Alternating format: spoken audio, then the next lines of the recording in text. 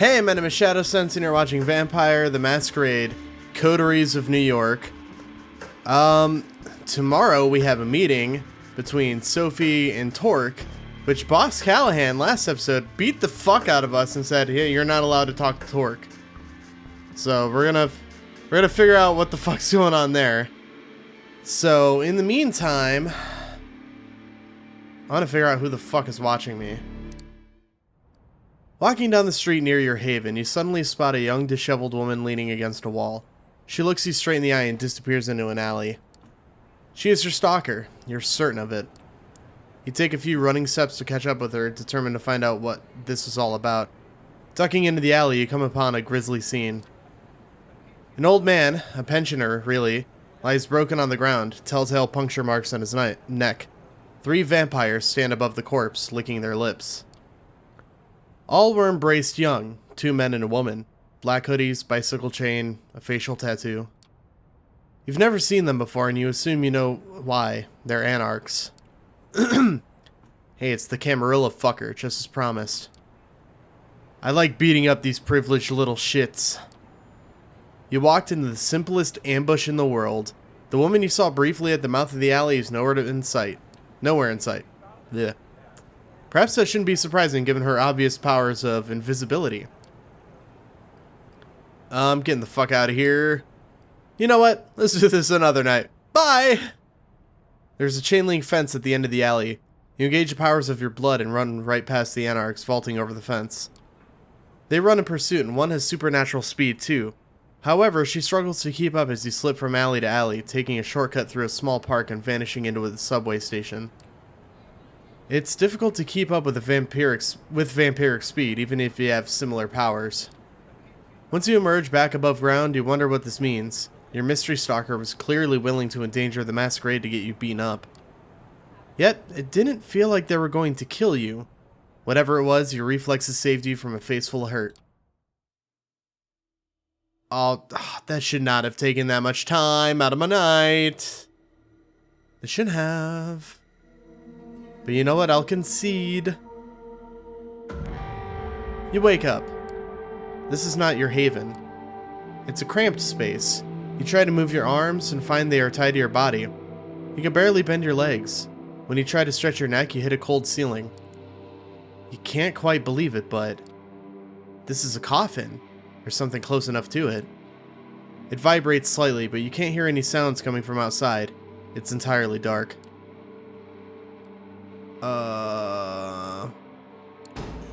You kick the front of the container. The only reaction is a dull metallic sound. You try using your fists, but there's just not enough room to get a good punch in. Seems pretty hopeless. Some more tries. Nothing. This is bad. Suddenly, the container is moved slightly. A moment of silence. An indistinct male voice shouting. A muffled shot. Silence again. The lid comes off. What the? You're here. That's a relief. Tell me we hit the jackpot. Follow us, and quick. Seeing their faces is surprising, even more so in these circumstances. However, you realize the immediate danger and follow your companions out of the car and down a street in the North Bronx. The van has crashed into another car. A familiar face, that of Kaiser's ghoul Jackie, stumbles out of the wrecked sedan and slinks away into darkness before you can call after him. The 3 of you jog away towards the line of trees and take shelter under some branches, just as you hear a chopper approaching. Its searchlight illuminates the wrecked van and moves towards you.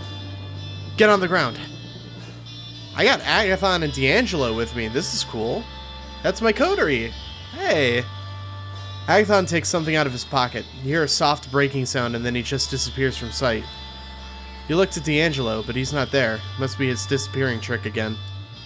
You're left alone with just seconds to make your move before the spotlight finds you. You take off before the light can reach you. In just a single dash, you find a small overground mound beneath an old tree. You realize you didn't have to run that far. The searchlight passes through where you were just standing seconds ago, but doesn't actually reach much further into the park. The helicopter flies on, its searchlight frantically moving through the vicinity as her companions once again appear in your proximity. We have an opening. Let's go before the SI decides they want to do another sweep. Wait, what? Wait, the Second Inquisition? Ugh. Wait, the Second Inquisition? What do they have to do with anything? D'Angelo, care to fill them in? The SI did a number on you. Your haven got raided and they took you for a ride upstate. They have a facility somewhere out of town, not a place you want to be. The thing that surprised me the most, though, it was Kaiser who contacted us and let us know.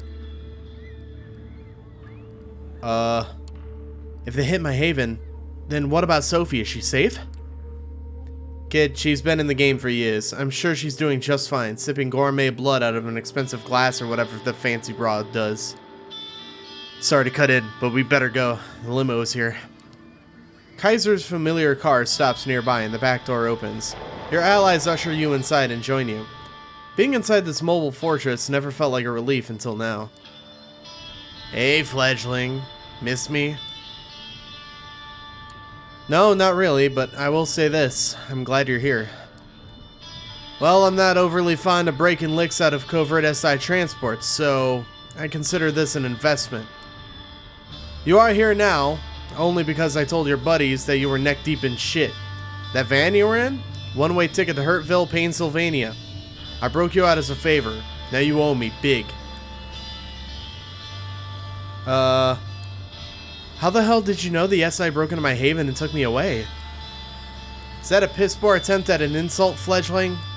I've kept eyes on you ever since that little job you did for me in Nolita. You know, in case I needed you for something else, I had to know your comings and goings. I have a good idea why the SI hit you, Shadow.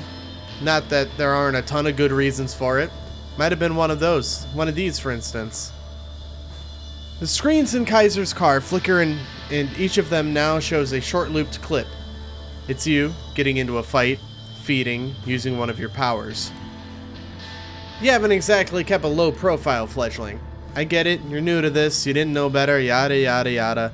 Fact is, the SI has tons of this stuff. Security camera footage, YouTube videos posted by onlookers, social media posts from victims, you name it. Like I said though, I don't think any one of these did you in. Slip-ups happen. Not to you though, right? I always wondered, how is it that you can drive a pompously luxurious limo around NYC and not get caught? What's your secret? Body doubles? Decoy cars? Kaiser smiles, going for that anthropomorphic piranha look you saw a few times before. That's a great description. You do know what killed the cat, don't you, Mr. Finch? D'Angelo freezes and scratches his face, looking fiercely at the other Nosferatu. You notice that his hands are shaking. Well, do you? Stop shedding on the upholstery and answer. Or should I use your given name, too? Yeah, I know why the cat croaked. You would, wouldn't you? You've never seen D'Angelo nerve anyone a death stare quite like the one he's shooting Kaiser now. Serve, rather, not nerve. As much as I enjoy tempering your overinflated ego, we're nearing our destination and I think I'll move on. The reason I need you walking and talking, Shadow, is to test a hypothesis of mine. For that, I need you to finish what you were tasked to do. So first things first. Here. He hands you a phone. The number has already been dialed. You hear the tone, somebody picks up. Who is this? It's me, Sophie. Shadow, are you okay? They're fine and dandy. Kaiser? What are you doing on this line? What do you think? It's my phone your protege is using, so keep it snappy. Operating a secure network ain't cheap. Come on, Shadow, spit it out. I should have hit my friend saved me. Fuck. Kaiser saved me from the Second Inquisition, Sophie. I only got out because of him. Your companions look at one another dejectedly. Yeah, fuck, I fucked up. Can I go back? Can I, like, load? No. Fuck. Wait. Hang on. Let me try. Oh, I can't go back. This sucks. SI, that's what I feared. Listen, the plan. We need to do it. Tonight. But if the Inquisition is involved and you broke out, They'll be looking for you, so we can't meet in public. I have a place in mind, but... Kaiser, are you still listening? What'd I tell you if I wasn't? Shadow, call this number from where you visited before last we spoke. I'll come pick you up. She hangs up. And that's that. Well, Shadow, care to elaborate? You never did tell me the kind of work you did for Langley. Don't play coy, D'Angelo. You must have figured out at least some of it. Don't worry, we'll have plenty of time to compare notes after we let our mutual acquaintance continue their night. If my intel is worth a damn, your next stop, Shadow, is right about here. The car comes to a stop in the store, and the door opens. Outside, you see the street leading to the Solids and Stripes, Torque's pool pub. Well, you need me to kick you out? What about Agathon and D'Angelo? What about them? They're staying right here, right where they are, and we're going to have a little chat. After we're done, I'm sure they'll find their way back to their havens just fine. The clock is ticking. I think I know what Sophie wants to do tonight, and if I'm right, tonight's the last chance you've got. If you want to say bye to your buddies before you go, that's fine by me, but that schedule of yours is pretty hectic, so you better do it now and scram. You thank both of your companions for their assistance. Without them, you wouldn't be here now. Kaiser makes a gagging gesture and urges you to step out of the car.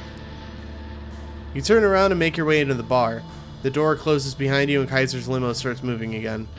You hope your companions won't have to pay too high a price for helping you. The Solids and Stripes is pretty much abandoned tonight, with only the bartender and one bleary-eyed local watching an old Bogart movie on the bar's screen. You ask to use the phone and call Sophie first. Yes? I'm at the bar. Good. We'll be there in 15 minutes. If Torque's not there, notify him. We need to move in fast. She hangs up. Tell the bartender to notify Torque, just like the Anarch leader mentioned he should. The man makes a short call. You only hear somebody picking up, but no words exchanged. The owner's on his way right now. Can I get you anything while you're waiting? No, I'm good. Let's try not, breaking the Masquerade. The bartender nods politely and gets back to his business. Torque comes in some 10 minutes later without Mia. He tips his hat to you, puts a hand on the bleary-eyed patron's shoulder and says something to him under his breath. They both laugh. Marty, how's the night going? Quiet, sir. Just how you like it, huh? Well, Shadow, I believe you wanted me here for a reason. Let's hear it. You're about to tell him what brought you here when the doors to the bar open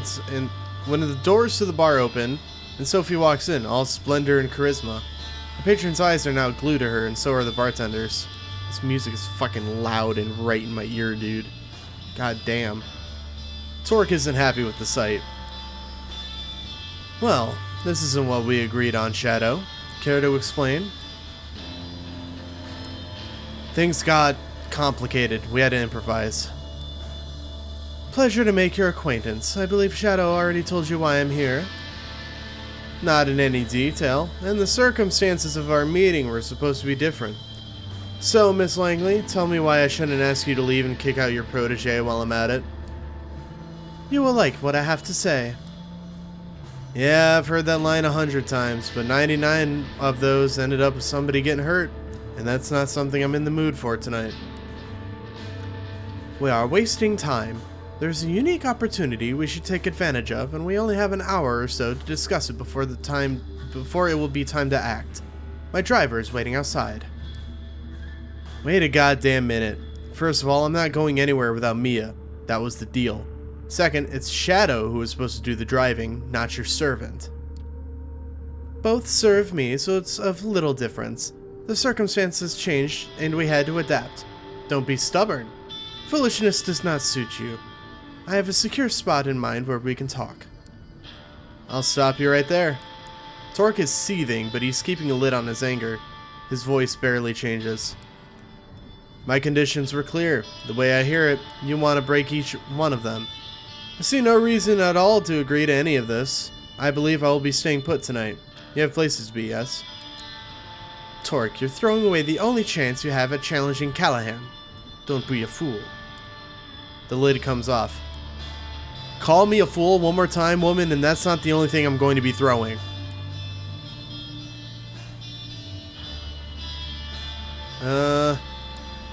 You're both acting like children.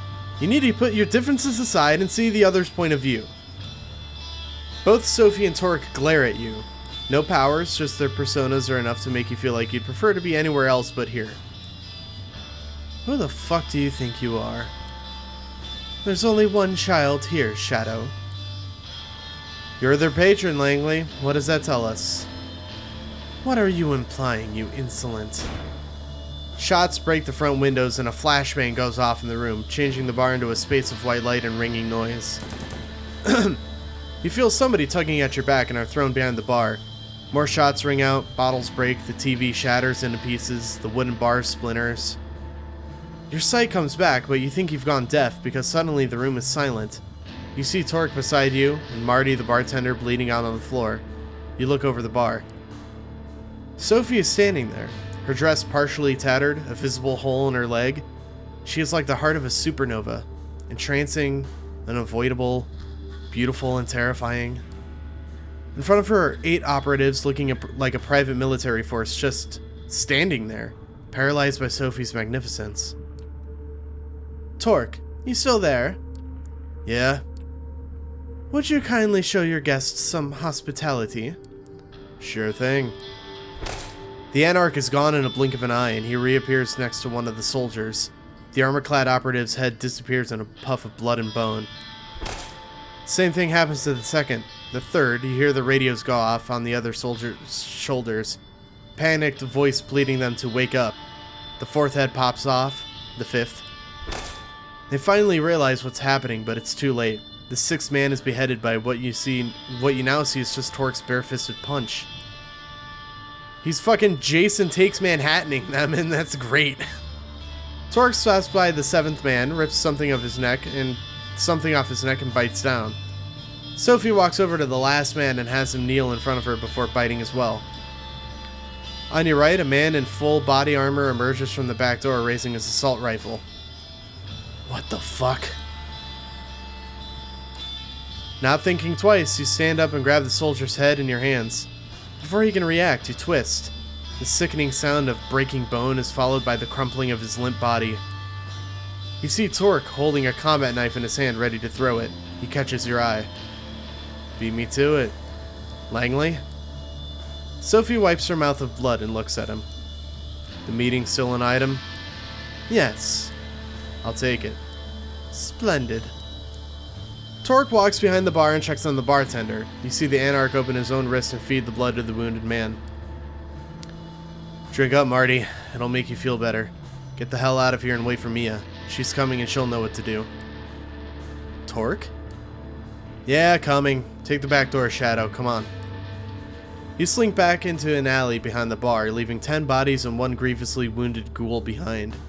Nobody stops you from circling around the block and finding your way to Sophie's car. Gregory drives away casually, as if this was just another late-night drive, and not the crowning of a desperate, complicated evening. Sophie brings you all to a luxurious apartment in Manhattan's Upper West Side. The way she explains it, the vampire who owned it left the city a few years ago and gave away spare keys to a few trusted compatriots. It's been used sporadically since. Fancy. You like it? It always felt too modern for my tastes, but what's important is that it's secure. As long as nobody followed your car here, or the fledgling. Trouble follows this one wherever they go. Even if that's the case, we have very little time to conduct our business here anyway, and we'll be leaving soon, I hope. So, let's begin. I'm just not gonna say anything, for fear of being scolded at by either one of them. Ugh.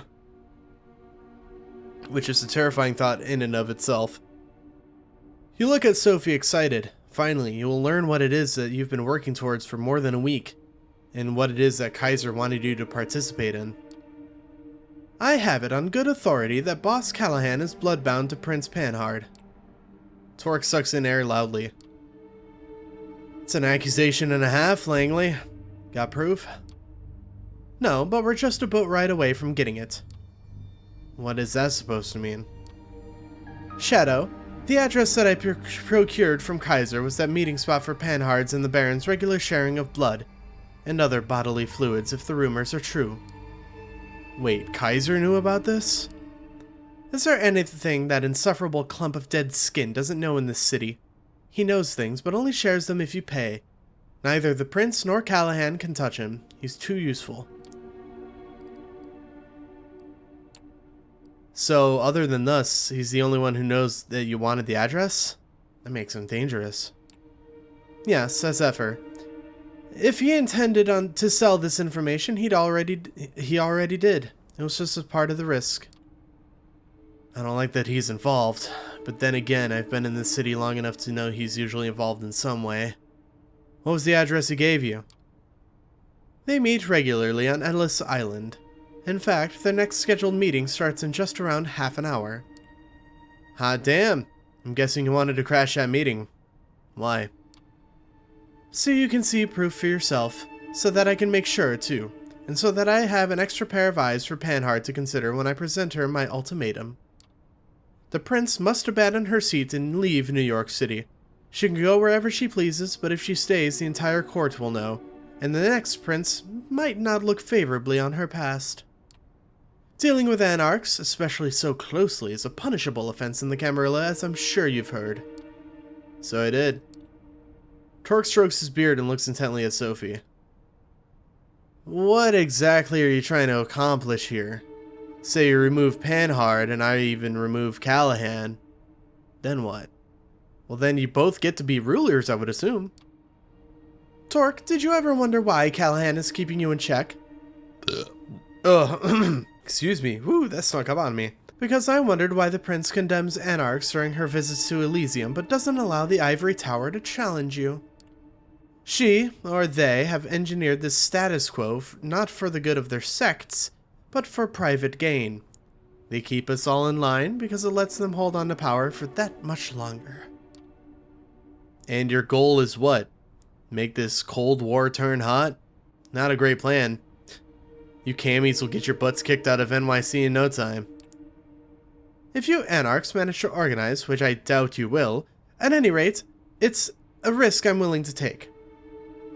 I don't stand alone in this. This entire operation has been years in the making. Torque, I'm offering you the chance to square things with Callahan and level the playing field. If we get rid of these two, we can start an equal footing at the next stage of this Danse Macabre. Do I factor into this plan at all? Yes. We'll be taking you with us to Ellis Island. Both as another set of eyes to witness the Prince and Baron and the act, but as an added bit of security. I don't think Helene or Callahan will dare lay a finger on me, but they will not find me unprepared. You know, after all those years spent in Callahan's shadow, and taking part in all the kindred dick-measuring contests, I could expect a ruse. Some ploy to kill me in an out-of-the-way place. That's our inherent paranoia talking. My gut tells me it's time to get this show started. I do hope you have a boat nearby, Langley. Sophie smiles mischievously. Of course I do. It's waiting for us by the pier. Lead the way. Lead the way then. Moonlight's burning. The three of you leave the apartment and you walk toward the pier. Nobody seems to be following you. You get on a small patrol boat and double time it through Hudson's cold, dark waters. Alright. Shit's looking like it's gonna go down in the next episode, which may be the finale. So, I'm gonna go ahead and end this one here. Thank you guys so very much for watching the video. If you liked it, give it a thumbs up. If you want to see more videos like this one, please consider subscribing. And until then, I'll see you guys next time. Bye-bye.